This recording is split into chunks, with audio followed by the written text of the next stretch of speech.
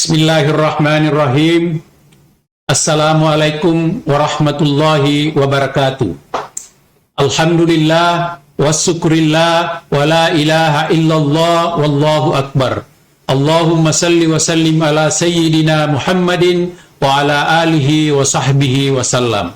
Bapak-bapak, ibu-ibu, para pendengar yang berbahagia. Bulan Ramadan adalah bulan rahmah. Itulah sebabnya ketika awal Ramadan, semua umat manusia tumpah ruah menerima rahmat Allah Subhanahu wa Ta'ala. Selain bulan rahmah, juga disebut bulan maghfirah. Itulah sebabnya ketika 11 Ramadan sampai 20 Ramadan, sudah mulai berkurang orang datang ke masjid. Dan bulan itkum minan nar, di hari ke-21 sampai ke-30, semakin kurang orang yang datang ke masjid. Karena memang hari-hari tersebut adalah hari-hari pembebasan dari api neraka. Bulan di mana Al-Quran diturunkan. Bulan ini adalah bulan yang ditunggu-tunggu oleh umat Islam yang beriman. Karena pada bulan tersebut, pahala ibadah digandakan. Al-Quran yang diturunkan 15 abad yang lalu, disampaikan kepada Rasulullah Muhammad SAW melalui perantara malaikat Jibril. Dimaksudkan untuk menjadi hudal linnas, petunjuk bagi manusia dan peringatan bagi seluruh alam. In huwa illa dzikrul lil alamin. Surat At-Takwir ayat 27. Pada saat Al-Quran diturunkan, banyak yang menganggap Muhammad itu gila. Bagaimana dia tidak dianggap gila? Sebab banyak sekali yang ada di dalam Al-Quran bertentangan dengan keadaan pada masa tersebut. Antara lain misalnya, ketika Rasul menyampaikan bahwa saya baru saja diperjalankan dari Masjidil Haram ke Masjidil Aqsa, selanjutnya menuju Sidratul Muntaha menerima perintah salat, kemudian balik lagi ke Mekah dalam semalam, yang tidak mungkin bisa diterima akal pada saat itu. Tidak banyak orang yang mempercayai Rasulullah pada saat itu. Pada saat tersebut sangat susah memang mempercayai apa yang disampaikan oleh Muhammad Rasulullah. Hanya orang-orang yang beriman yang dapat menerima penyampaian dari Rasulullah tersebut. Seperti Abu Bakar radhiyallahu anhu. Apa yang disampaikan oleh Muhammad pasti benar adanya. Sebab memang Rasul seumur-umurnya tidak pernah berbohong. Itu pula lah sebabnya sehingga beliau sejak kecil sudah diberi gelar Al-Amin, orang-orang yang dapat dipercaya. Hadirin dan hadirat yang berbahagia, Al-Quran merupakan sumber ilmu pengetahuan. Dan sebagai umat Islam yang beriman, kita harus wajib mempercayai apa isi kandungan Al-Quran tersebut. Banyak para ilmuwan yang mencoba menguji, melakukan penelitian tentang kebenaran Al-Quran. Yang pada kesempatan yang berbahagia ini ingin saya sampaikan beberapa keajaiban-keajaiban dari Al-Quran. Yang pertama, pada proses penciptaan langit dan bumi, inna fi khalqis samawati wal ardi wa ikhtilafil laili wan nahari la ayatil liulil albab. Artinya, sesungguhnya pada proses penciptaan langit dan bumi terdapat tanda-tanda bagi orang yang berakal. Sebagai seorang yang berkecimpung di bidang ilmu sains, terkhusus bidang ilmu keteknikan, maka sering dalam benak saya muncul pertanyaan, bagaimana Allah menciptakan langit dan bumi yang begitu luas? Bagaimana Allah menciptakan langit yang begitu luas tetapi tidak punya penyangga sama sekali? Khalaqas samawati bighairi amadin tarawunaha. Dia yang menciptakan langit tanpa tiang penyangga seperti yang kita lihat. Sedangkan membangun jembatan yang hanya bentangannya 500 meter saja sudah begitu rumitnya dan melibatkan banyak sumber daya yang tidak sedikit serta biaya yang begitu mahal. Tetapi Allah Subhanahu wa Ta'ala menciptakan langit ini semua dengan sangat mudahnya. Cukup mengatakan kun fayakun, maka jadilah. Subhanallah, subhanallah, subhanallah. Maha suci Allah yang telah menciptakan ini semua. Semoga menjadi iktibar bagi kita umat manusia, sehingga keimanan kita akan bertambah insya Allah.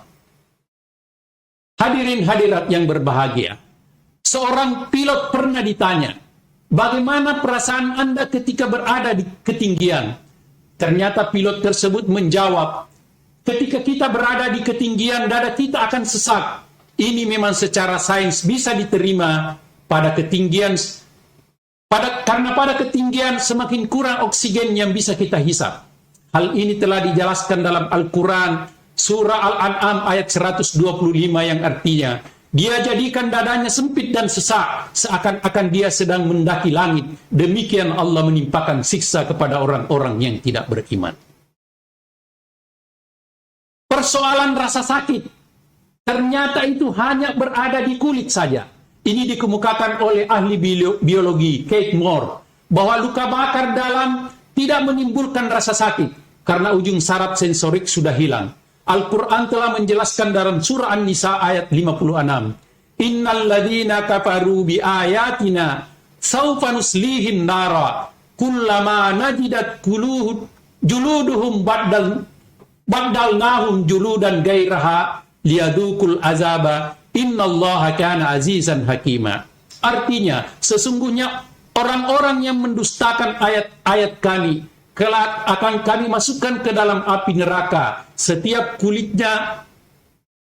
kali kulitnya hangus, maka kami ganti dengan kulit yang lain agar mereka merasakan kepedihan. Sesungguhnya Allah Maha Perkasa dan Maha Bijaksana. Tentang orbit, bulan dan matahari beredar pada garis edarnya juga telah diterangkan dalam Al-Quran surah Al-Anbiya ayat 33. Wa huwal ladzi khalaqal laila wan nahara was-samsa wal qamara kullun fi falaki yasbahun. Dan dia yang telah menciptakan malam dan siang, matahari dan bulan, masing-masing beredar pada garis edarnya. Hadirin dan hadirat yang berbahagia, bumi diciptakan dalam 7 lapis. Di dalam Al-Quran juga telah dijelaskan dalam surah At-Talaq ayat 12, yang artinya Allah yang menciptakan 7 lapis langit, dan dari penciptaan bumi juga sama. Perintah Allah berlaku padanya agar kamu mengetahui bahwa Allah maha kuasa dan dari segala sesuatunya. Dan ilmu Allah benar-benar meliputi segala sesuatunya. Tentang gunung yang bisa mencegah gempa bumi, di dalam Al-Quran surah Al-Luqman ayat 10. Wal kafil ardi rawasiya antamida bikum wabatsa fiha min kulli dabatin. Dan dia meletakkan gunung-gunung di permukaan bumi agar tidak menggoyahkan kamu. Itulah sebabnya jangan sampai kita merusak gunung, karena gunung kalau kita rusak akan menimpa kepada kita sendiri. Di ayat yang lain dalam surah An-Nabat ayat 7 Allah berfirman, wal jibala autada, dan gunung-gunung sebagai pasak. Jangan sampai kita merusak pasak-pasak ini. Hadirin dan hadirat yang berbahagia, tentang tanaman yang bertasbih, Profesor William Brown dalam penelitiannya menemukan suara halus dari tumbuhan yang tidak bisa didengar oleh telinga biasa. Suara tersebut direkam dan suaranya berulang 1000 kali per detik. Ditulis di dalam Al-Quran di dalam surah Al-Isra. Wa in min shay'in illa yusabbihu bihamdihi walakin la tahkahuna biha la tafkahuna tasbihahum. Artinya, dan tidak ada satupun dari ciptaannya melainkan bertasbih dengan memuji Allah, tetapi kamu sekalian tidak akan mengerti tasbih mereka.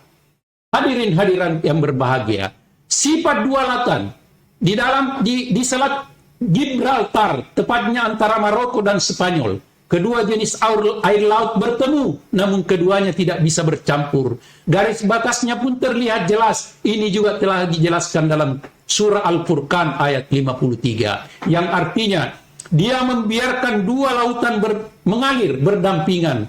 Yang ini tawar dan segar, dan yang lain sangat asin dan pahit.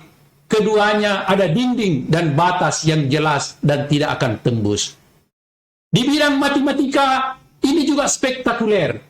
Di dalam Al-Quran, bapak-bapak, ibu-ibu di rumah, kata sahar atau kata bulan itu ditemukan. Disebutkan 12 kali. Ini menunjukkan bahwa dalam setahun terdiri dari 12 bulan. Kata yaum itu disebut 365 kali. Kata yaum ini adalah kata hari, yang menunjukkan jumlah hari dalam setahun sebanyak 365 hari. Kata lautan disebutkan 32 kali, dan kata daratan disebutkan 13 kali. Kalau ini dipresentasikan, maka luas daratan itu hanya 28,9% dan luas lautan 71,1%. Hadirin dan hadirat yang berbahagia, banyak lagi penemuan-penemuan yang tidak mungkin saya sampaikan pada kesempatan kali ini.